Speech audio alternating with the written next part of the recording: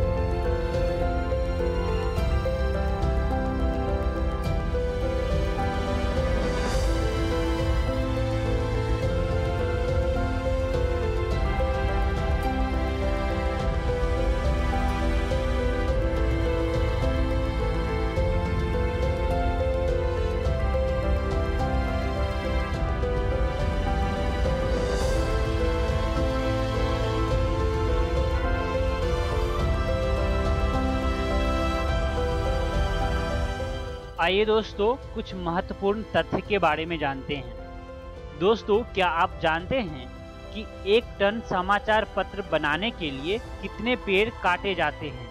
आइए इसके उत्तर जानते हैं। दोस्तों, 1 टन समाचार पत्र बनाने के लिए लगभग 12 पेड़ काटे जाते हैं। तो आप अनुमान लगा सकते हैं कि समाचार पत्र बनाने के लिए कितने पेड़ काटे जाते होंगे। आइए दोस्तों, महत्वपूर्ण विषय यानी कि प्लास्टिक वरदान है या अभिशाप है, इसके बारे में हम चर्चा करेंगे। दोस्तों, सुबह उठने से लेकर देर रात सोने तक हम जिन वस्तुओं का उपयोग करते हैं, उन वस्तुओं में ज्यादातर वस्तुएं प्लास्टिक की बनी होती हैं, जैसा कि आप चित्र में देख रहे हैं। तो इस प्रकार प्लास्टिक आज के संसार का महत्वपूर्ण पदार्थ है, या यूं कह सकते हैं कि आज का युग प्लास्टिक का युग है। दोस्तों, पहला कृत्रिम प्लास्टिक अलेक्जेंडर पार्केस के द्वारा निर्माण किया गया था। इस प्लास्टिक को पार्केसाइन नाम के द्वारा भी जाना जाता है। एक महत्वपूर्ण तथ्य आपको ये हम बता दें कि प्लास्टिक बैग्स को विघटित होने के लिए लगभग 1000 वर्ष का समय लगता है। तो आप अनुमान लगा सकते हैं कि प्लास्टिक बैग हमारे पर्यावरण के लिए कितनी घातक होती है। तो इस प्रकार आप समझ सकते हैं कि प्लास्टिक बैग्स को यानी कि पॉलीथीन की थैलियों को निपटाना एक बहुत बड़ी समस्या है। आइए दोस्तों जानते हैं कि प्लास्टिक हमारे लिए वरदान के रूप में भी क्यों है। इसका मुख्य कारण यह है कि प्लास्टिक ताप रोधक होता है, प्लास्टिक से आवाज कम आती है, प्लास्टिक में दीमक और जंग नहीं लगते हैं, प्लास्टिक से बने सामान काफी सस्ते होते हैं। इस तरह प्लास्टिक का उपयोग संभवतः स्वयं कोई विशेष समस्या उत्पन्न नहीं करता है। समस्या तब उत्पन्न हो जाती है जब इसका अत्यधिक उपयोग होने लगता है। लेकिन प्लास्टिक हमारे लिए अभिशाप तब बन जाता है जब प्लास्टिक का कभी भी मिट्टी न बन पाना और धरती के लिए खतरा बन जाना होता है। दोस्तों, सभी प्रकार के प्लास्टिक गर्म करने अथवा जलाने पर हानिकारक गैसें मुक्त होते हैं। ये गैसें बहुत सी स्वास्थ्य संबंधी समस्याएं, जिनमें मानवों में कैंसर भी सम्मिलित है, उत्पन्न करती है। इसीलिए सरकार ने भी प्लास्टिक के पुनः चक्रण के लिए आवश्यक दिशा निर्देश जारी किया है। दोस्तों, आपने देखा होगा कि ज्यादातर लोग अपने घर के कचरे को प्लास्टिक की थैलियों में भरकर बाहर फेंक देते हैं। गली मोहल्ले के आवारा पशु भोजन की खोज में जब इन थैलियों को देखते हैं तो प्रायः प्लास्टिक की थैली को भी निगल जाते हैं। कभी कभी तो इस कारण उनकी मृत्यु भी हो जाती है। आपको जानकारी के लिए हम बता दें कि पॉलीथीन की थैलियों को खाने से प्रतिदिन औसतन 5 गायों की मौत हो जाती है। इसलिए हमें ऐसा नहीं करना चाहिए और पॉलीथीन की थैलियों को इधर उधर नहीं फेंकना चाहिए। हमेशा हमें कूड़ेदान का ही इस्तेमाल करना चाहिए।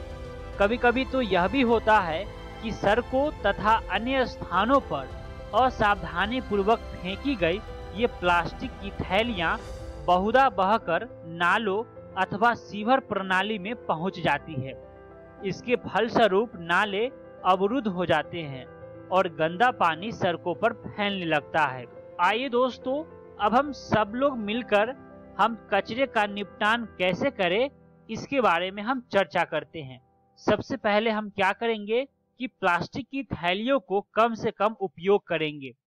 जहां भी संभव हो बिना किन्हीं दुष्प्रभावों के इन थैलियों का पुनः उपयोग करेंगे। इसके बाद दुकानदारों से कागज के थैले उपयोग करने का आग्रह कीजिए। खरीदारी करने के लिए बाजार जाते समय घर से कपड़े अथवा जूट का थैला लेकर जाइए। खाद्य पदार्थों के संग्रहण के लिए प्लास्टिक की थैलियों का उपयोग न किया जाए। उपयोग के पश्चात प्लास्टिक की थैलियों को इधर उधर न फेंकें। प्लास्टिक की थैलियों और अन्य प्लास्टिक की वस्तुओं को कभी भी न जलाएं। कचरे को प्लास्टिक की थैलियों में न भरा जाए और इसे बाहर न फेंकें। वर्मी कंपोस्टिंग का उपयोग कर रसोई के अपशिष्ट का विवेकपूर्ण निपटान करें। कागज पुनः चक्रित कर उपयोग करें। कागज के दोनों ओर लिखें। रफ कार्य के लिए स्लेट का प्रयोग कीजिए।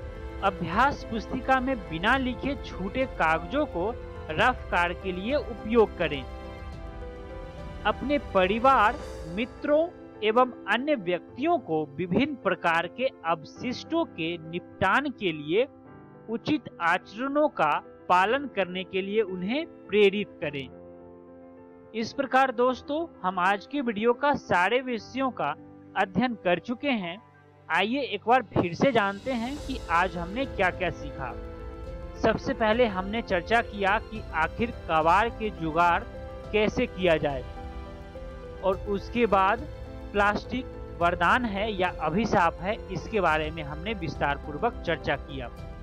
आइए जानते हैं कि अगली वीडियो में हम क्या पढ़ने वाले हैं। दोस्तों, अगली वीडियो में हम इस अध्याय का प्रैक्टिस क्वेश्चंस लेके आएंगे। आशा करता हूं कि आप सभी को आज का वीडियो पसंद आया होगा। इस अध्याय को विस्तार पूर्वक समझने और पढ़ने के लिए आप JCERT विज्ञान पुस्तक से पढ़ सकते हैं। मिलते हैं अगली वीडियो में। धन्यवाद।